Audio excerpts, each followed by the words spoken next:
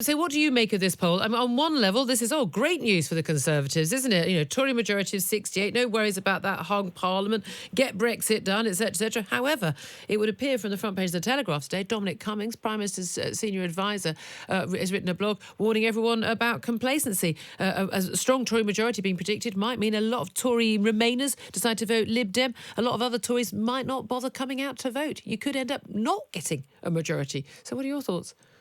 Well, actually, I spend most of campaigns not looking at polls because they either make you feel good or make you feel bad, and either way, that's dangerous. So I think the honest truth is we just, next 2 weeks, political parties are going to say, right, we know what our target is, we've got to get after it. And it's all down to hard work. You know, it's knocking on doors, it's finding out who your voting intentions are, it's trying to collect that together. So on polling day, you know who then you chase to get out to vote, who said they're going to vote for you. And the most successful parties invariably the ones that gets those intentions and actually gets them out. So polls are great for the media, but to be quite frank, for the rest of us, we just get on with our job. Again, it's all about the ground war, not what's happening in the polling. But there is a risk, is there not? I mean, this shows with Tories on 359 seats, Labour on 211, Lib Dems on 13, no Brexit Party seats. This shows that the Tories will be massively hitting those Labour heartland seats, which they've been targeting. Also, the Tory Remainers who turned independent or Lib Dem largely losing, holding most of the London seats, despite the challenge from Liberal Democrats on terms of the Remain vote as well. Those figures look very, very good. However, a 1% difference in any of those pollings would have a massively different result, would it not? Yeah, it depends hugely. I mean, because there's more than just two parties involved. So some of these predictions massively depend on what happens to third and fourth parties and where their votes go. But you know, at the end of it all, the only thing I can honestly say to you, you know, everyone is working incredibly hard. We've got 2 more weeks to go. But the one thing that is a constant in this, and this is not just me saying it, is a genuine dislike of Jeremy Corbyn, both amongst Labour voters in the past that we see, amongst Conservatives. There is just a pervading sense about the fact that he is generally not necessarily trusted. That's the only honest constant. But again, this poll then, that's bad news for you because this poll would perhaps leave people who like their local Labour candidate, maybe they're a long-standing MP, support the Labour Party for many years, who could then say, well, I can be pretty sure now I can vote for my local Labour candidate, I can get a Labour MP for myself, but not risk putting Jeremy Corbyn into number 10. Well, those are decisions that individuals are going to make. The truth is that this election is about who you want to govern you, and people have got to think very carefully about that. And I think people, generally will make that decision, which is who do I want to be there in Downing Street on Friday the 13th, being able to say to me, you know, I'm the Prime Minister, and this is how we're going to lay things out, and in line with their forecasts and predictions for what the policy should be. So my view is genuinely the threat is obviously a Corbyn-run government, because I think the country would be bankrupt on their spending pledges, and I obviously want the Conservatives to get into power, as I am a Conservative, but my general view is we've got to continue to make that case. And I do agree with Dominic Cummings in this regard, that anybody that thinks that 2 weeks out the job is done it shouldn't be in politics, because that's not how politics works. We have to make that case literally every single day. When we get up in the morning, when we go to bed in the evening, we have to make our case as Conservatives to why the Conservatives need to be in government to run a proper economy and to get Brexit done, or we'll see Jeremy Corbyn in, and I'm sure the Labour Party will be doing the same, and the Liberals. Well, if it's all about making the case, why is Boris Johnson, your party leader, so unwilling to make the case in some of these debates we're seeing on television? He's pulling out of a Sky debate, a BBC debate. Apparently, by all accounts, has yet to confirm a date and a time to be interviewed by Andrew Neil after those roastings have been given to Nicola Sturgeon and Jeremy Corbyn. Is he running scared? No. Well, why doesn't he do them then? Well, he has. He's done one debate. One, exactly. Well, he's going to do another debate. You know, I don't think there's any issues at all. But he should do the Andrew Neil. I mean, if he wants to continue to be Prime Minister of this country... He won't do the Andrew Neil. Sorry, hang on a second, Julie. He hasn't said he won't do the Andrew Neil. He hasn't firmed up a date. Everyone else has. Well, you know, we've got 2 weeks in which to get these things done. I'm completely relaxed about it, frankly. And I faced Andrew Neil myself, and I'm a minister. He's a very tough interviewer. He's a very fair interviewer. If you have the answers, then he goes on to another this subject. This that's the key. This is the key, isn't it? Is anyone who is not willing to face tough questioning for half an hour from one of Britain's toughest interviewers, is that person fit to be Prime Minister? Look, I have no doubt at all that Boris Johnson will perform incredibly well, whoever he's up against, and when he's up against them. But the reality is we've still got 2 weeks to go. I'm sure all these things will be dealt with in the course of the next 2 weeks. Well, the honest truth is I get mostly constituents saying to me they're rather fed up with election on television rather than the other way around. So I think, with respect, it's pundits like you, Julie, with great respect, and others who love the discussion of it, but most of my constituents are busy getting on. Everyone else is watching Coronation Street. I'm fully aware. I'm fully aware. But I'm still think it's important that the people who want to be the Prime Minister of this country will take tough questioning over a period of time and can lay out their arguments. Otherwise, I'm sorry, then they're frit. Let's talk about tough questioning the Jeremy Corbyn has been facing, and indeed your party is now facing. We're going to talk to Health Secretary Matt Hancock later in the show about this possibility. The NHS being sort of front page of the Mirror today. NHS for sale shock, the proof. And this is this document dating back, of course, to July 2017. UK-US Trade and Investment Working Group. It's 451 pages. The Labour Party is claiming that this is proof that the NHS is on the table in the trade talks.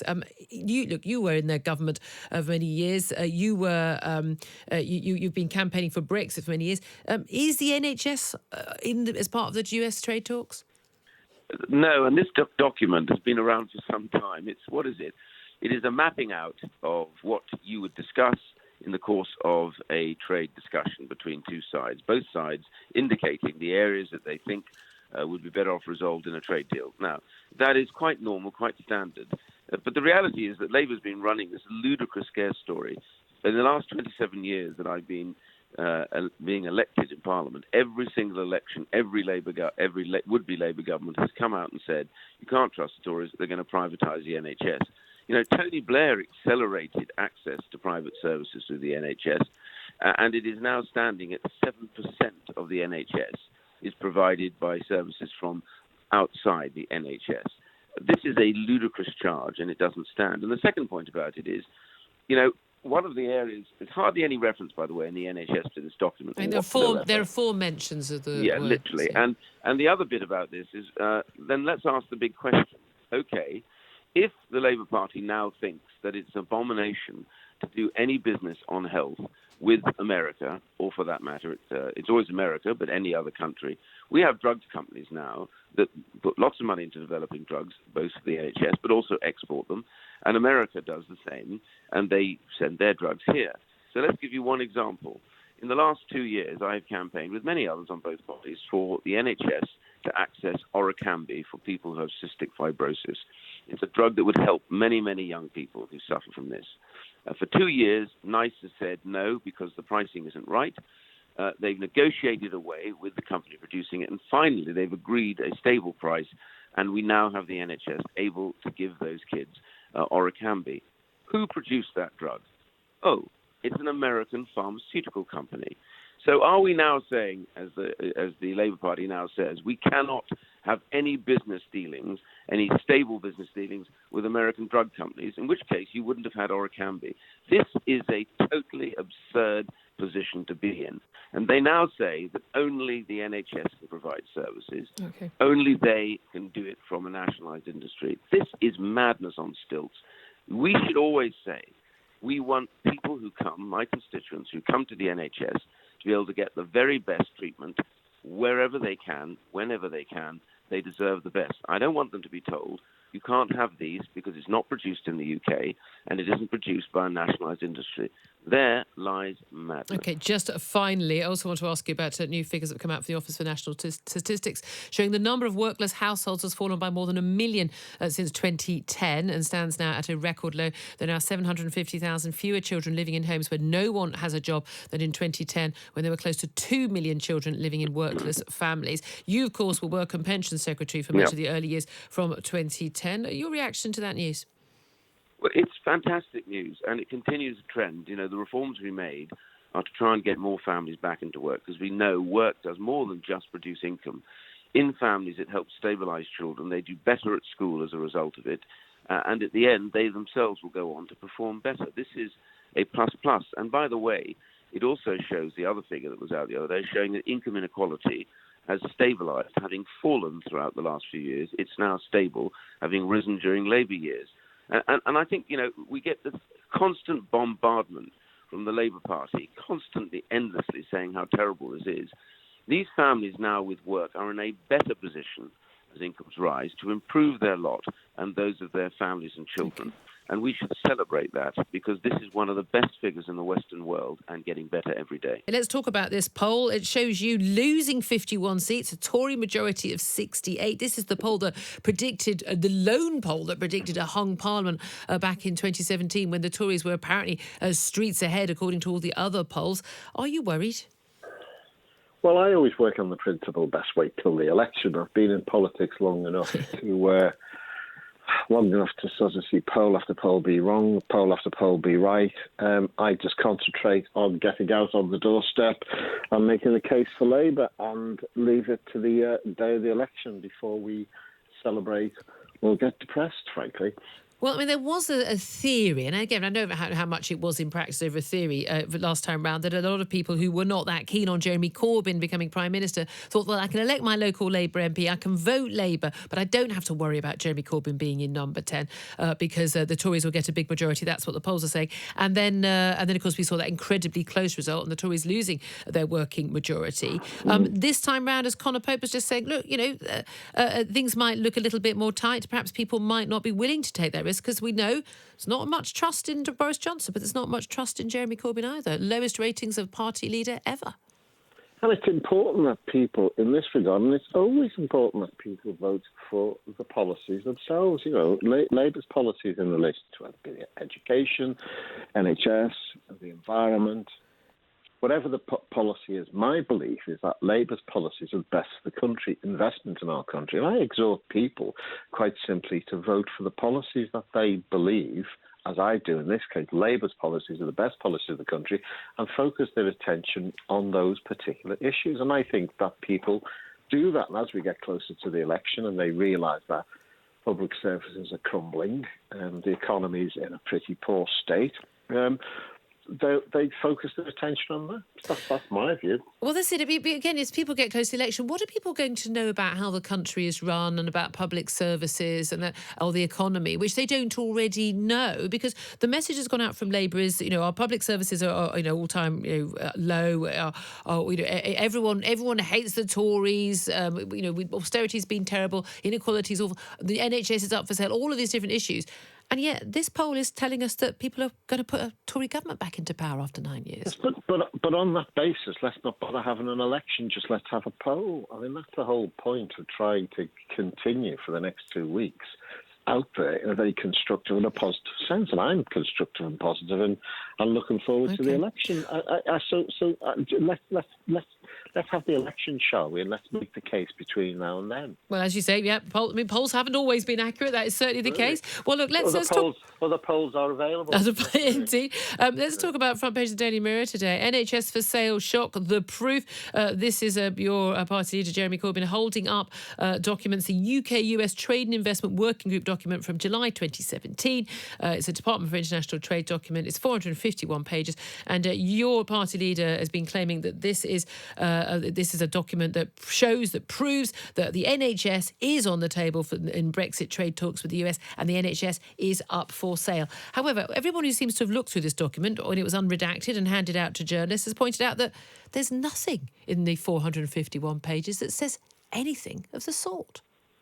Well, look, all those pages dealt with a whole range of issues, but it's clear. It is clear that discussions had and the parameters were had in relation to everything being on the table. That was the parameter of the document. Now, you can get to the stage where you can say, although we've had these parameters set, and they were the parameters that were set, although we've had those parameters set, well, actually, when it comes to it, those parameters are going to be much, much smaller. We are talking about, apparently, a free trade agreement. And I'm afraid in free trade agreements, unless you've got to get to the stage where you have parameters, and they are the parameters set. And the Tories can pretend that isn't the case, and other people can pretend that isn't the case. It is. The parameters are virtually set. But we already have trade with the United States when it comes to our private healthcare. In terms of we we buy drugs from them. The major pharmaceutical producer in the entire world is the United States. Of course, we're going to be buying drugs from there, and they've got issues about patents and the cost at which they sell them. Americans currently spend a fortune more on their buying their drugs than we do here, because, of course, they're buying them individually, and we've got the NHS as one big purchaser, one of the biggest purchasers in the world, can help to set that a lower price. What would change to all of that under any trade deal of any sort with the United States? Would you remember when Donald Trump, a few months ago, was asked about what might be in a free trade deal? And he said, everything's up. The NHS is up. It is all up. And do you remember that a few hours later he said that wasn't the case? Well, of course he would, wouldn't he? Because at the end of the day, the government got onto him and said, oh, for goodness sake, don't say that sort of thing. But the cat was out of the bag. And I think he'd clearly been briefed and knew about that document, and that they were the parameters that his negotiators had set. And then, of course, a few hours later, he came back and said, oh, no, it isn't. Well, that's nonsense. It is. He knows it. I know it. So you do believe Donald Trump, but only when he says things that are on, you're making your argument, but not. I mean, I don't believe Donald Trump pretty much all of the time. I don't think anything he says is worth trusting. But there we are. But the key thing is, America's done trade deals with a lot of other countries, and most comparable country in terms of their NHS, their health service, and free at the point of need, and how it's run, would be the Australian health service. And they've done a free trade deal with Australia. They haven't sold the Australian NHS off to the Americans. Well, number one, it's a different service, actually. And besides that, we're 3 times the size of Australia. Well, wouldn't we therefore have more power to not have that then? Well, the difference is what we've decided to do is we've decided, rightly or wrongly, let's not get into that one, in effect, to cut significant links with the European Union and are facing in that direction, in a sense, ideologically facing towards a much more free market approach to a whole range of issues. Now, I don't think that's a good idea in relation to the NHS at all. That's the direction of travel the government are going in. It's a much more free market approach to a whole range of areas. And the NHS is one of them now. I disagree with that. I fundamentally disagree with that. But the government should come clean on that one and actually say, yes, that's what we want to do, instead of trying to bamboozle the British public on it. What I don't understand is this idea about, and I think a lot of people listening would understand this idea, the NHS being sort of, they're not going to sell the NHS. That's meaningless, and we know that's just a slogan. We're going to be buying products from the NHS. We already do. NHS services that are provided by the private sector, massively expanded, of course, under Tony Blair and PFI and the like. That is already open up to American firms, just as it is, as it has required to be under the EU rules, to EU firms.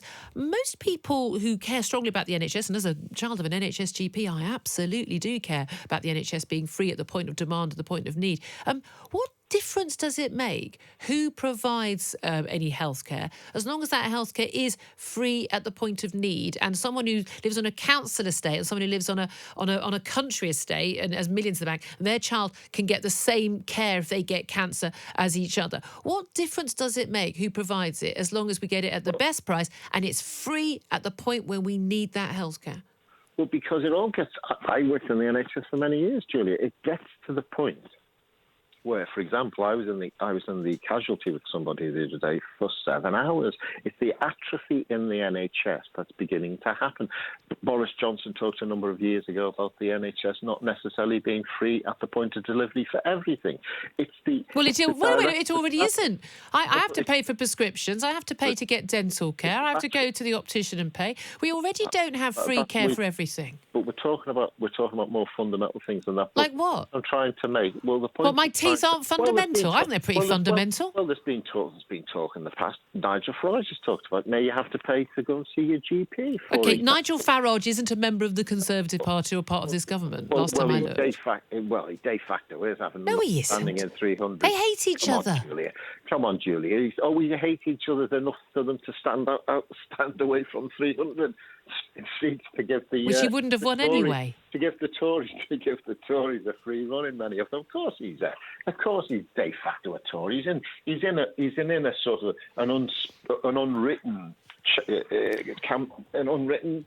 You're saying that something that Nigel Farage, who's not even a member of this Conservative government or standing as a Conservative MP or is even standing as an MP, something he said about 10, 15 years ago. You're citing as evidence that the Tories are going to sell the NHS off. No, I'm not. Really? No, I'm not citing. No, I'm not citing as evidence. What I'm trying to say is that that's the direction of travel. It is what people say that you have to take into account in any of these debates. Now, he may well have completely changed his mind.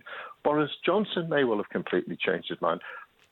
Trump might have completely changed his mind, but that's the direction of travel. You only have to look at some of the other documents that the Tories have produced in the past, like freeing Britain to compete, a very right-wing free market approach. Now, as I said before, Julia, I disagree with that, fundamentally disagree with that, but that's the direction of travel for them. And I just say to them, come clean about it, come clean to the British people about that. If that's what you want to do, be upfront and honest about it. Okay, and if they say that's not what they want to do, I mean, again, I'm not saying we should trust any politician over any other, with all due respect, sir. Yeah. But if there's no evidence they're going to do that, and they say they're not going to do that, and the British people have made it very clear they won't vote for that, and they would definitely, let's be honest, if they did happen, they would vote that party out of government very darn quickly if it did.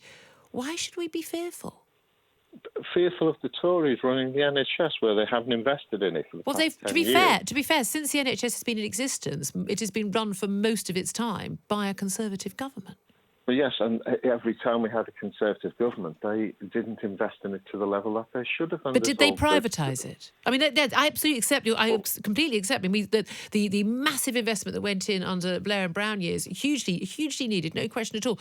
But did the Tories privatise the NHS? Well, I think we've now got to the stage where considerable amounts of money under the Tories, something like, I think, 10% of the NHS is in private hands. No, it's not. It's about 7%. No, it's 7%, 8%. It's quite a big difference. But it's gone up a bit. It's gone up, actually. Look, I'm not going to haggle. It's gone up but it's gone up a bit. But the major increase, I think it went up to 6% under Blair and Brown. With new proposals, it's going up towards 10%. But the fundamental point I'm making is that the direction of travel. If you look at the direction of travel, that's the important thing for me. It's the direction. Okay. And just finally, we are horribly over time. But I just want to ask you, if bearing in mind, obviously, if we did get Brexit, the Tories are in charge, and we left the EU, and then there have to be a trade deal. Would you make the same objections about EU companies and EU pharma suppliers getting involved with the NHS, or is it just America you've got a problem with? Well, we're getting into that hypothetical situation, but we are where we are in That scenario is no less hypothetical than a US trade deal, which your party has spent the last 2 days talking about. Because we're at the moment, we're part of the European Union, and there are whole significant areas of the trade. Peter, at the moment, we can't have a US trade deal because we're part of the EU. So the only context in which we would be talking about a US trade deal and the selling off of the NHS to the United States, as your party has said, is likely to happen under the Tories, would be in the context of there being Brexit and us needing to get a trade deal with the US. We would also at that point be wanting a trade deal with the EU. I'm asking you, would you have the same concerns about the selling off of the NHS to France and Germany and their pharma companies as you do about the United States? Well, it's no less hypothetical. No, it's not just about the pharma companies. To charity in a sense of the whole question about the NHS. So yes, anything which put the NHS in the hands of organisations or potentially countries through a free trade agreement, which was leading to the potential dismantlement of it, or the potential move away from the model that has existed in the NHS for decades, yes, of course I'd object to that. You'd have just the same concerns. The power brokers is what the SNP would like to be at the next election in order to get that second Indy referendum, which, of course, the Tories have ruled out handing over. Best chances of propping up a Corbyn government. But in the event that happens, and we'll get to the polls in just a few moments, the price has gone up, wasn't it? The second independence referendum in 2020 was first mentioned. Then it was the scrapping of the Trident nuclear programme. And now it's basically billions of pounds more for the NHS and generally for Scotland's budget. So how much more is the price tag going to be by the 13th of December? Well, we brought forward a manifesto which is very reasonable and chimes with what the Scottish public want. So obviously what we want to do is get that manifesto delivered.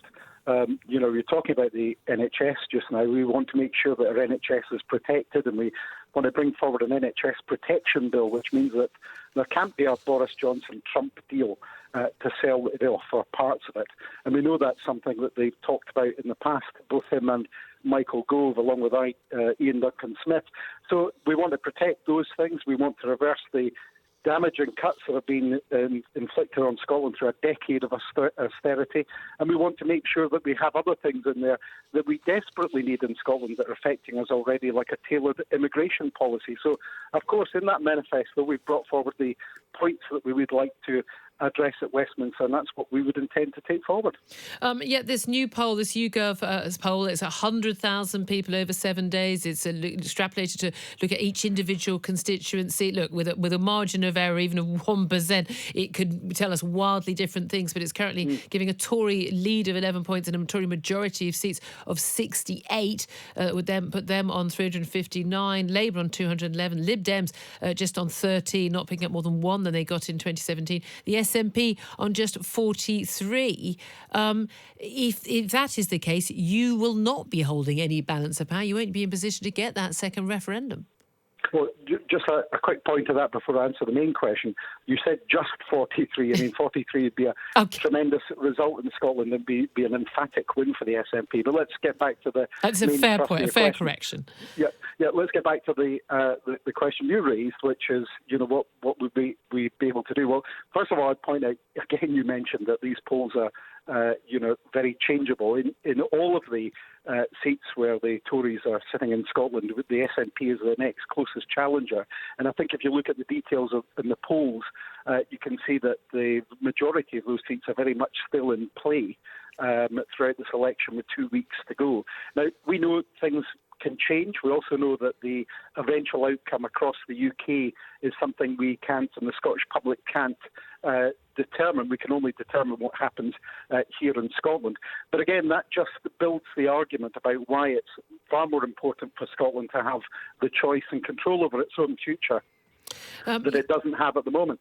Yeah, I mean, but that's the thing. I mean, realistically, the message could go out right now that voting for the SNP could actually mean you don't get an independence referendum. It might be better to encourage some people to be voting Labour in Scotland. No, I think, frankly, sorry, Julie, I know you're throwing that out there as a question to get a response, but that's frankly I've got ridiculous. The response. It's frankly ridiculous. The fact is that electing more SNP MPs are more likely to challenge the Tories than Labour in Scotland. As I've said, in every seat where the Tories sit, the SNP is the nearest challenger, and in some of those seats it's very much nip and tuck.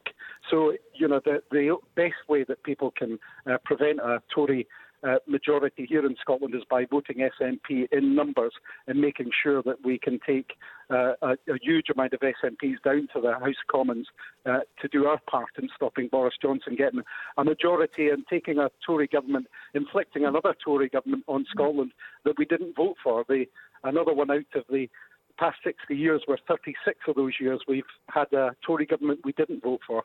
Okay, thank you very much, Drew Hendry. I'll let you go, actually. Just one more question I must ask you. Okay. And it's a question I put to a lot of the SNP guests we've had recently. With all the concerns that have been raised this week, we moved on a little bit talking about other issues with the Labour Party, but particularly issues raised by the Chief Rabbi and many other, indeed many Labour MPs about anti-Semitism in the Labour Party and the failure of Jeremy Corbyn to deal with it. This is one of the questions I found. There's a lot of talk about a progressive alliance, like with the Liberal Democrats, with the Labour Party, the SNP. Do you genuinely regard a Jeremy Corbyn government as being progressive, given the concerns of a minority religious faith in this country, that they would not be safe here if he was in power? I think the failure of Jeremy Corbyn to address this issue has been abhorrent. But then I would also say exactly the same about the Boris Johnson's Tories over Islamophobia. But it's not. There is nothing. We haven't got Tory MPs leaving the party over that. We haven't got a formal investigation from the Equality and Human Rights Commission into the problems of Islamophobia. No one thinks it's on the same scale. Yeah. Well, listen, I've just said it's absolute failure by Jeremy Corbyn to deal with this, and it leaves the Labour Party in a disgraceful situation. But you said, people haven't been, affected here. In Scotland, we've had another Tory MP suspended, a Tory candidate suspended during this election for Islamophobia. This is a real, a real problem for both parties, both main parties across the UK in terms of the Tories and the Labour Party. They both need to sort out. It's unacceptable. And any progressive work that we do in the House of Commons would obviously be based around making sure that the values that we hold dear here in Scotland, which are inclusive and progressive, are taken forward. So we would want to make sure that was put in check by anything we do. Front page of the Daily Mirror today, NHS for sale shock. The proof. Labour reveals secret papers that show our health services on the table in Brexit trade talks with the United States. They've got a 451-page document, which they say is proof that despite all the claims to the contrary from Boris Johnson, the Liz Truss and the others, that actually the NHS is on the table in trade talks. Is it or not? It is not. I mean, that front page and this claim from the Labour Party is a load of rubbish. In fact, if you read the 451 pages, it shows that the NHS is not on the table. And it says within it that the Americans are not seeking as they call it, a major offensive interest in this space. And I think the only reason the Labour Party want to talk about this is because they're in so much trouble on their position on Brexit, or their lack of one, and the fact they want to put taxes up on everybody, and they're trying to change the subject because they've got nothing good to say. But why was the NHS being discussed at all in this document? Admittedly, only mentioned 4 times in 451 pages, so clearly not the main area of discussion. Yeah. But undoubtedly, there's discussions in here about patents and about the Americans would like to lengthen patents because, of course, a lot of these big pharmaceutical companies are based in America. The longer their drugs that they've spent billions developing are under patent, the longer they charge higher prices, and other people can't come in and undercut them with generic drugs that do exactly the same thing. Why is that up for discussion? Well, it's not. The Americans asked to talk about it, and we've said no. And as I say, what the document actually says is, and I'll quote it here, I've got it in front of me, we do not currently believe the US has a major offensive interest in this space. That's why it talks about the NHS, because it describes how the Americans are not proposing to challenge us when we say the NHS will not be on the table. So, I love the NHS. I want it to be brilliant. I want it to be even better. And we're not going to. It's not on the table. Can we also talk about a very worrying report today that shows that from the Health Foundation, that shows the NHS is relying increasingly on less qualified staff to plug workforce gaps. We've got 40,000 nursing jobs that are unfilled, and frankly, the NHS is having to turn to people who are not up to scratch to fill those jobs. What are you going to do about that? Well, the answer is we're going to hire more nurses. 50,000 more nurses over the next Parliament. There's currently 280,000, just over 280,000 nurses in the NHS, and we're going to increase that number to 330,000. That's an increase of 50,000. So we do need more nurses. I mean, I've been going around hospitals all the way around this country, especially in this campaign. I've been to 84 constituency visits so far and seen lots of hospitals and talked to enormous numbers of nurses. And one of the pressures is that we do need more nurses. We have an ageing population. We need to do more to care for ourselves as a society, and we've got funded commitment to do that. And yet you say 50,000 more nurses. It's not 50,000 more nurses. Yes, it is. 18,500 of those nurses already work in the NHS, and you want to keep them working in the NHS. So it won't be more nurses on top of that, will it? Yes, those 18,000 are already there. They're at work right now. Well, many people each year leave the NHS, and I want fewer people to leave the NHS. But the commitment is really clear. It's 50,000 more than we have today. Today we have 280,000 nurses. I want that to go up to 330,000. And some of that will come from training and recruitment, and some from better retention, so fewer people leave. And all of that adds up to 50,000 more. But the point is, the commitment is really clear, which is that we're putting record amounts of money into the NHS. and we need to make sure that a lot of that goes into more nurses. Let's talk about a plan being launched by your party today, launching a new initiative to drive down drug-related deaths and tackle addiction. We've seen a massive issue with this, with even over-the-counter drugs in opioid addiction in America. Lots of fears that it is spreading over here, despite the fact that people generally have NHS prescriptions and not handed out so freely as in the private sector there. But what are you planning to do? Well, this is a massive and really important issue. It's very close to my heart. We're going to have a push across the board on tackling addiction. As you say, opioid addiction is a big and growing problem. It's not as bad as in the States, but I want to stop it before it gets worse. Also, gambling addiction is a very, very serious problem. And so far, until now, hasn't really been treated with the same level of support as other addictions. There's only 2 gambling clinics in this country. There was only one when I took over as health secretary. I've opened a new one, but we're going to have 14 in total right across the country.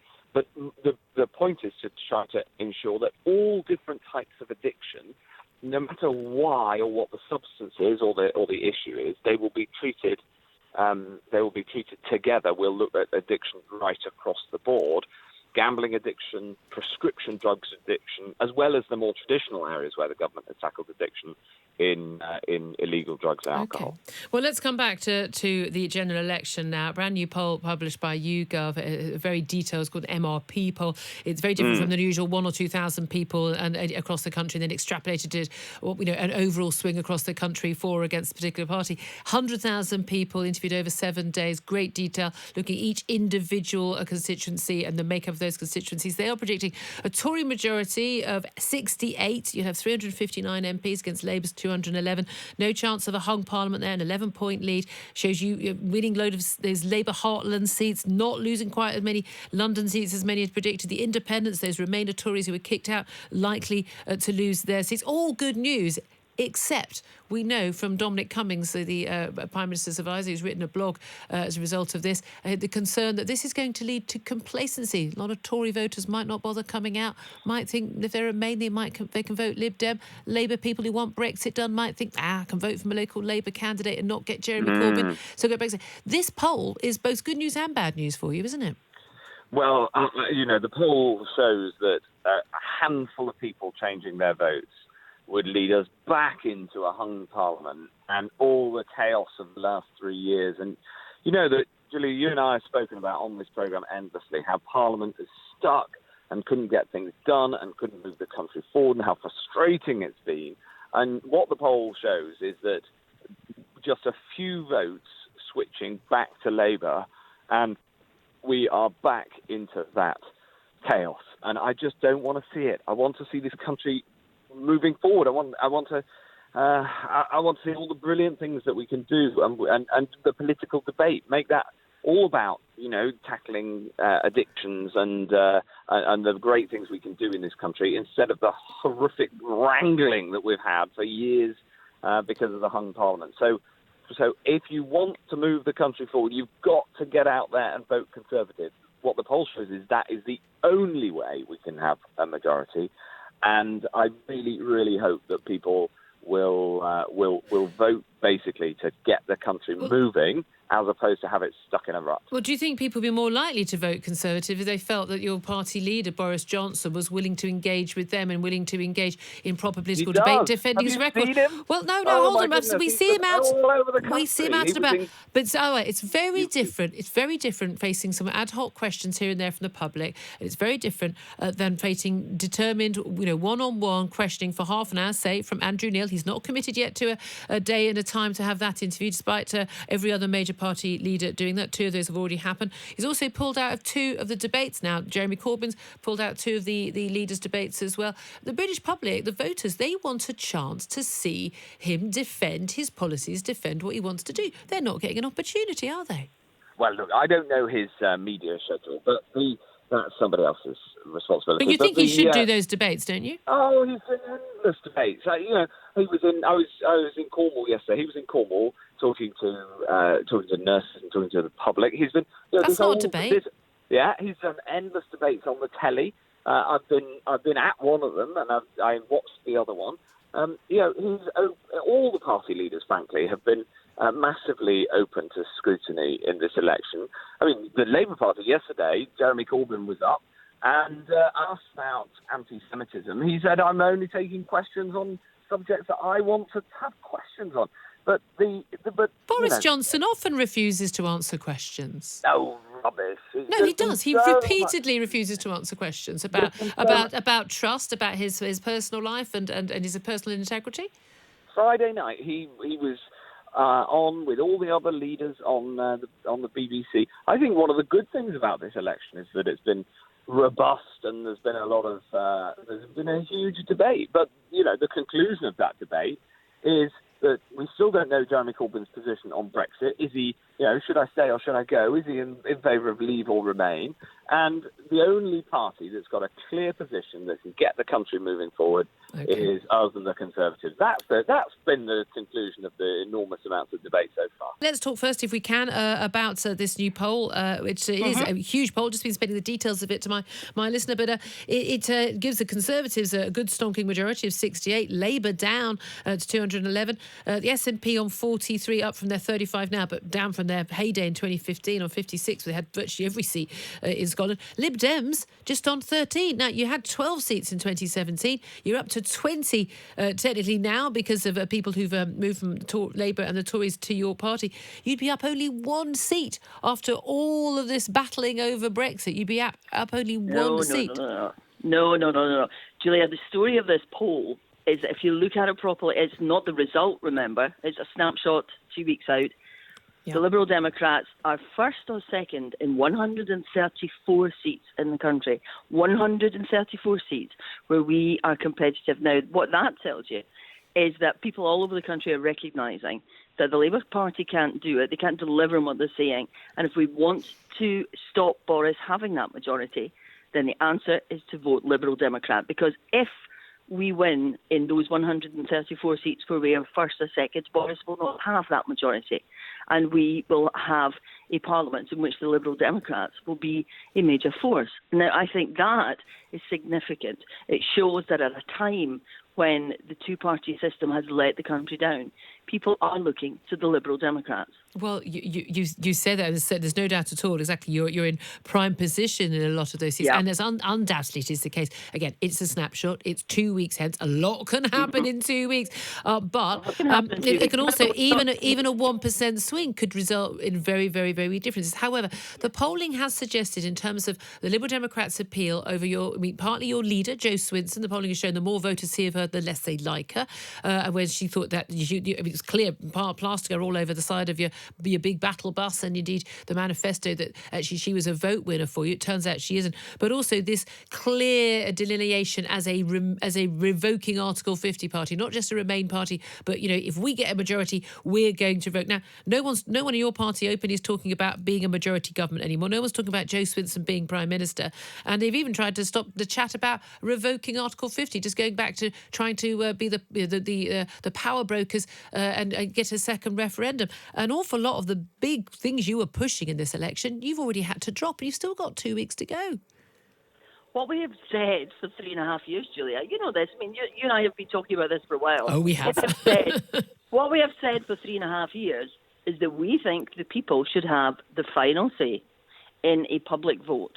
Now, we always wanted that to be a referendum, and we still want that referendum. And if we win these 134 seats where we are first or second in this poll, then we will be pushing for that. And we will be pushing the government to take the decision back to the people. That was always our preferred option. When we ran out of time for that because of Boris's tactics and the Labour Party's abject failure to support us when we put forward 17 times we called for an amendment. We put forward an amendment that called for that, and they failed to support us, or, they weren't put forward, and we ran out of time, and it seemed that the general election might be that public vote. But our main priority is still to give the people the final say in a public vote. And if this poll is right, and we are first or second in 134 seats, and we win all or most of them, then Boris will not have that majority. So it's clear that the thing to do, if you want to remain in the European Union and you want the chance to have a public vote on the final say, giving us all the final say in the deal, then the thing to do is to vote Liberal Democrat.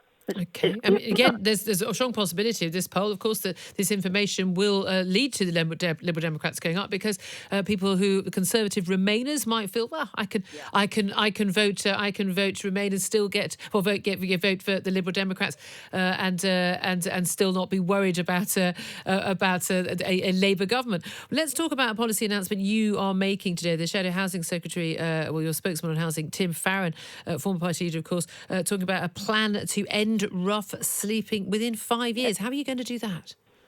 Well, we would do away with the Vagrancy Act, which is, imagine criminalising people for having nowhere to live. And that's what we're doing in the fifth largest economy in the world. We are criminalising people for having nowhere to sleep. And we would put a legal duty on councils to have somewhere for people to go if they are homeless, and have somewhere to sleep. Because, I mean, I remember I hadn't been an MP for very long when someone died in the entrance of the House of Commons. Now, that shocked me to my core, that living in a country where we pride ourselves on the strength of our economy, and, we are liberal and humanitarian, someone could die so close to the centre of power because they had nowhere to sleep. Now, that's unacceptable in the 21st century. And we want to do away with the legal criminality around that. The Vagrancy Act it's an abhorrent thing that you would criminalise someone for being homeless. And I think that it's the sort of policy that people now are looking for from the government. They want to get back to the things which are important to us.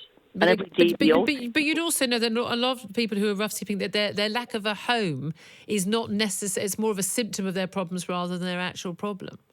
Well, you're absolutely right. For some people it is, and those are people very often with mental health issues. That's something else we want to tackle, which is another way of tackling this. We want to put £11 billion into mental health services. And what about the foreign rough sleepers? Because there's something like a third of rough sleepers in London, and certainly in my local area, or I would say 99%, are actually from abroad. I'm not entirely sure why we should be providing homes to people who aren't even from this country, who haven't worked in this country, can't even speak the language. I'm not entirely sure. If they're entitled to a home, they'd have one if they were asylum seekers. Why should we be providing homes for them? I think we have to stop labelling people. Well, that's not a label. I mean, I wouldn't expect the French taxpayer to provide me with a home, or the Romanian taxpayer. If you were in France or Romania and you fell in hard times, and say you wanted to go home, but you couldn't because you'd nowhere to sleep and you'd no money. I mean, look at it from that point of view. Regardless of where someone comes from, they shouldn't die on the street alone. I think we can absolutely agree on that. But how do you resolve that? I would say, is it giving people homes, or is it giving people a flight home? Christine Jardine, we'll have to leave it there. Liberal Democrat spokesman on Home Affairs. Thank you for joining us. 9:14 is the time to squeeze in another topic. A topic we talked about a little bit earlier as well, about the NHS. It's heading for a shortage of 100,000 nurses inside a decade, according to new research from the independent think tank, the Health Foundation. They say so many jobs are now unfilled.